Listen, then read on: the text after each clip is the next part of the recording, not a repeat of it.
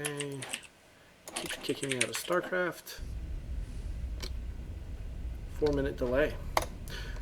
All right. Ladies and gentlemen, we're just getting started here for game number 1 in the After Hours Gaming League, the final week of the regular season. We've got Daddy-O from Boeing's team here with me co-casting. Daddy-O, why don't you say hi to all the 3 people watching my Twitch channel? How you doing, everybody? Welcome to AHGL. Alrighty. So, how has Raytheon done this year? We've done pretty well so far. I think we're like 6 and what is it? 6 and 2 at the moment. 6 and 3, something along those lines. 5 and 3. We lost to EA last week. We had a little bit of a unfortunate event there. Yeah. And we're trying to bounce back here, getting ready for these playoffs. How about you guys? From what I can tell, you're doing pretty well so far. Yeah. So Boeing is actually 6 and 2. We lost to Epic and IBM, both really strong teams. I think IBM is actually the reigning champions from last season. So they're both pretty tough teams. So look for them in the playoffs. Yeah, absolutely. It's going to be them. I think National Instruments right now is doing a fair job in the other division. I think they're without a loss so far. Yep. And both of our teams, if both of our teams have a shot at getting in the A-League playoffs, I think you're committed at this point, and we're actually committed to the A-League playoffs, which is pretty awesome. That'll be great. So we'll be playing for $5,000 to the charity of choice. So, Daddy, what charity did Boeing pick this year? We actually chose the American Red Cross. Okay, all right. Yeah, nice. yeah. So here we're actually in game 1. You want to start us off? I will. Let me just get us into the game itself. Just starting off. Bear with me.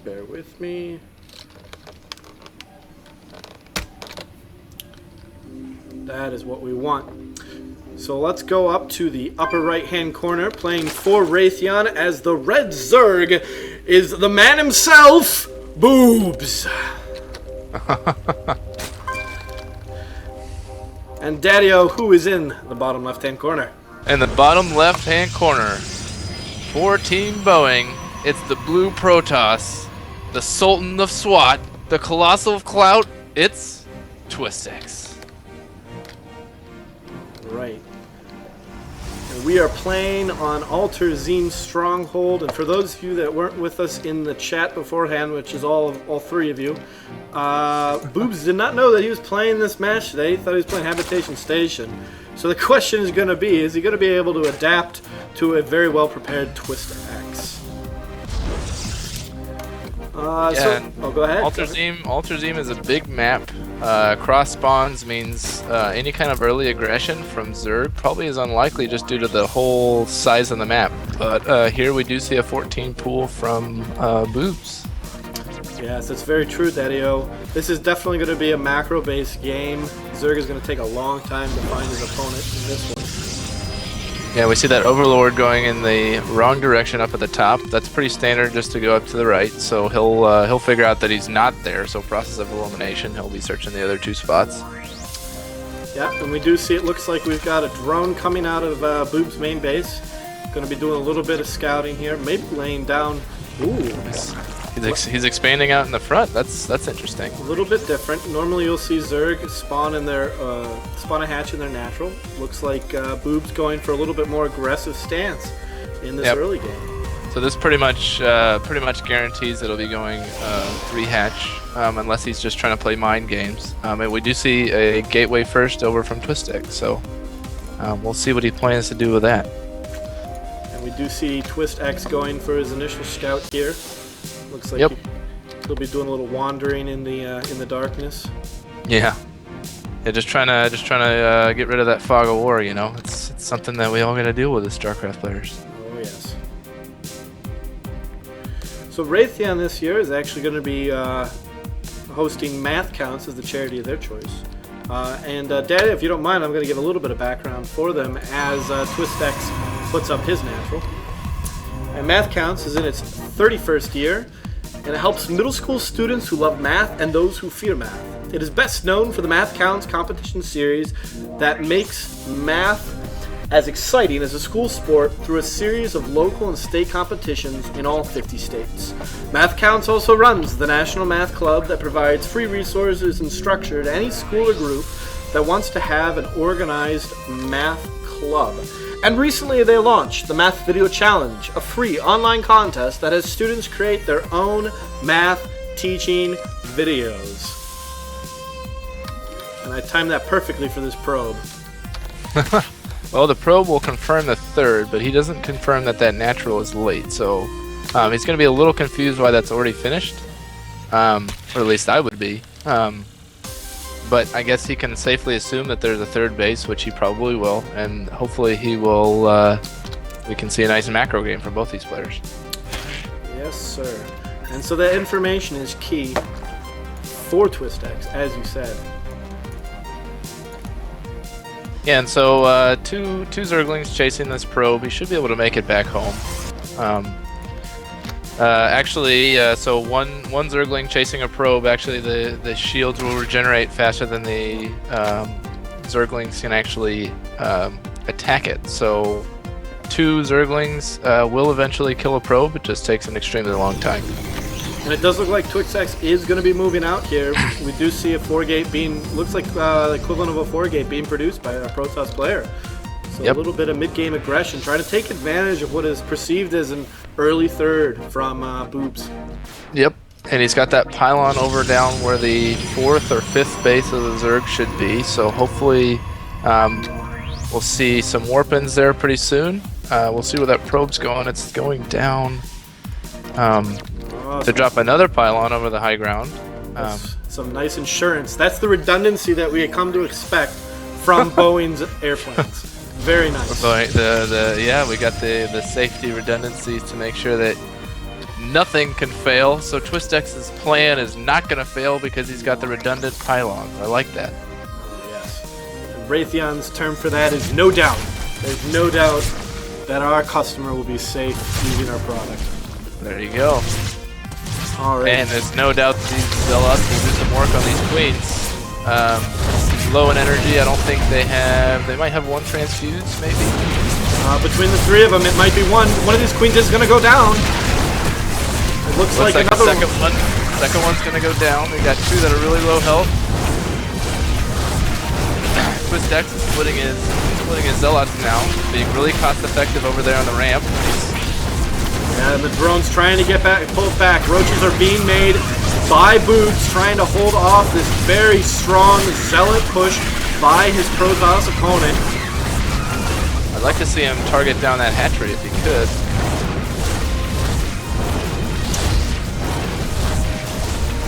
Boobs a little bit in an awkward position right now.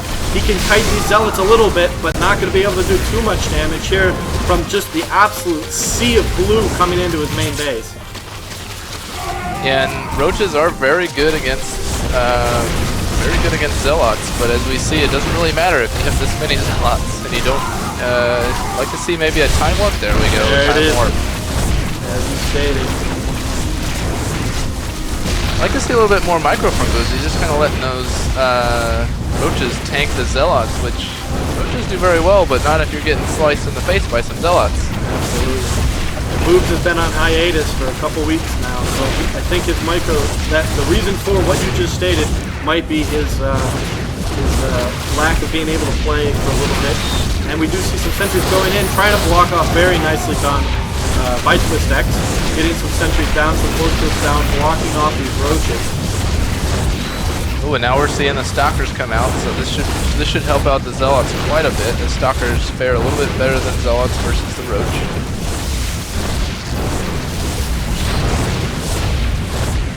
Boobs almost supply blocked at this point. Really needs to be getting more units out. Not happening.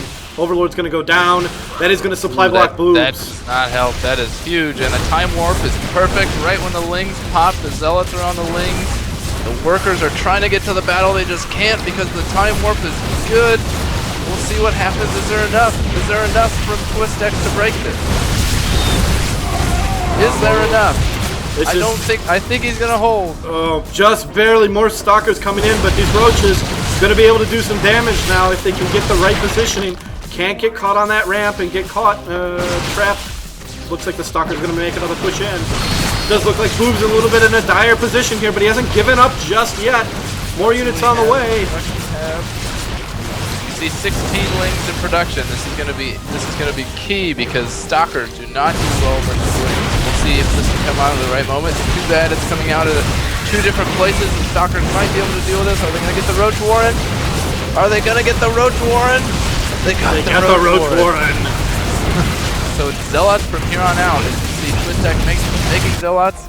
The workers come off the line. The mothership core does go down, and these Stalkers will get cleaned up. But we have some Zealots. Seems to be Twistek's favorite unit. Looking at the unit's loss count, actually not too bad for Boobs. Hanging on only about a 1,600 delta in total resources. And Twistek, though, in an excellent position to tech up from very nice pressure. Shut down the Roach Warren from his Zerg opponent. However, Boobs has been able to stabilize here 13 minutes into the game. So units, we see Twistek is ahead by 11 workers. It's not good for Boobs. As a Zerg player, you never want to be behind in workers. So Twistek is quite a bit ahead. He's got 2 bases. I'd like to see a worker transfer over from his main to his natural. Maybe drop a 3rd. But it looks like he's adding on some gates and he's going to put on some pressure. Indeed it does. 2 forges are going down, another gateway. And he's got Immortals on the field. That'll be a good counter for any type of Roach play from Boobs. And so the one thing that Twistek should know is that his opponent didn't tech up because he had to respond to that pressure, so he probably won't be expecting any kind of high tech like anything layer, so you won't see any early Hydras, any early Mutas. So Immortals is a good choice, actually. But yeah, we will see what happens here in transition because we see a layer coming out from Boobs, and we see 2 Evo chambers. So it looks like it's going to be maybe a Roach Hydra mix. It does indeed. It certainly looks like it's going to be a ground-heavy army with those Evo chambers going down, trying to get the upgrades. And we do see range. We do see range, so it does look like it's going to be some kind of Roach Hydra. Yes, we do.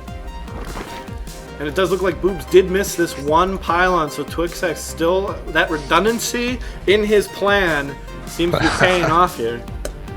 Yeah, and so that's going to be key later in the game to warp in Zealots behind the army of Boobs. So if Boobs gets a little bit too overextended here, Twistek will be able to warp in units, just be annoying behind the army, and yeah. So we see one Stalker get cleaned up. Stalker getting picked off. These Immortals not going to be very effective against these Zerglings. Zerglings are going to be able to do a little bit of damage on this Nexus, but Photon Overcharge has gone down, going to chase off that little poke into his base. Yeah, and that poke, it didn't have a lot of hope of doing anything, but at least he confirmed that there is a 3rd, so he knows that there's not going to be any kind of insane rush happening right now. Although we do see 4 Immortals out, which is going to be really powerful versus anything that Boobs can get out soon, which we see him building roaches.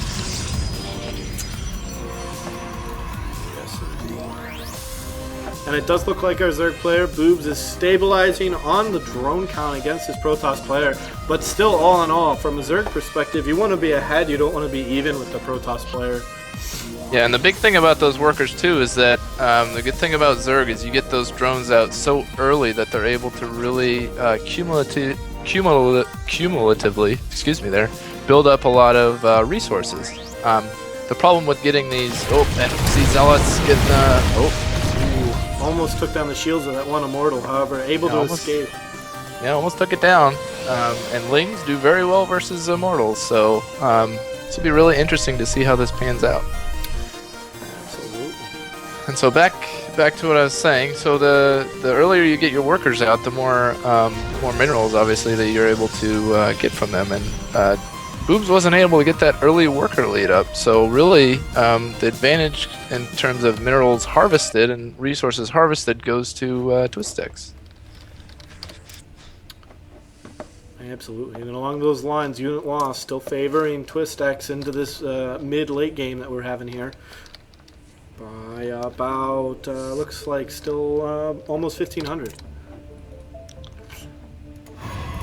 It's interesting. We see an infestation pit and a spire going down. Is it going to be Mutas? Is it going to be Mutas? We see the heavy ground army from Twistex. If he were to switch Mutas now, this would almost be devastating for Twistex. Twistex not really well suited for, I don't think, for Mutas right now. And the problem is he has the advantage at the time being, but he's not doing anything with this big army he's got here. He's got a powerful army versus what Boobs has, but he's just not moving out. Ooh, and the Warp Prism is on the field. Looks like Twistex going to play for some trickery here. He is going to be able to scout the 4th of Boobs. And Boob's doing a nice job. He's got some roaches over there, so this really isn't going to do much. I mean, Boobs does get the cancel on the 4th of Twistex, but I'd really like to see Twistex move out. Absolutely, and that might be the only saving grace for Boobs right now is the fact that Twistex is playing very conservatively right now, instead of taking advantage of his advantage, for lack of a better term. Yeah, and the good thing, you see that those roaches were coming over to move across the map, and this Zealot DT warp, and I actually do like the 1 DT because this is going to force a lot of detection out from Boobs here. But we do see, well, he does have an Overseer right over there. He should be able to clean us up pretty quick. And now, as you so carefully brought to our attention, Daddy-O, it does look like Twistex has responded and is moving out as we speak. He is now right at the front door of his Zerg opponent. Here we go. This is going to be it. This is going to probably decide how this transfer goes. The Mutas came in right at the right time. This whole army he's on a timer. He only has so much time to do damage. The Immortal's doing work on those roaches. Those are going to die so fast, but is it going to matter? That's the big thing. Is it going to matter? Stalkers are coming in. They will be able to take out these Mutas. It's going to give these Immortals more time to take out more of Boobs' third base here. However, are there enough Stalkers to take on these Mutas? It's looking a little tight here for Twistex right now. Yep, and so he's doing the right thing. He's just charging forward. He says, yeah, you have Mutas, but it's going to take you a long time to kill these Immortals. And I'm going to get your lair. If he can get this lair, this will be huge. Absolutely. Trying to get some injects from Boobs. That lair is going to go down. That is going to seriously affect his ability to advance his tech moving forward in this game. But these Mutas absolutely doing work on the Immortals. When getting the Spire, awesome choice, because now you can't remake those Mutas. All he has to do is destroy these Mutas and then keep pushing with his ground army. Hopefully, we'll see what happens here, but it looks like all the Immortals are going to get cleaned up. Yeah, but these Mutas not going to be able to do work against the Stalkers. And the GG from Boobs, game number 1, is going to go to Boeing. Boeing takes game 1. That was a very crafty Zealot push there in the beginning. A little bit passive, but it didn't really matter. The Mutas were a little bit too late to really change the game. Very well done, Daddy-O, for game number 1. Boeing taking the lead in this best-of-5 series.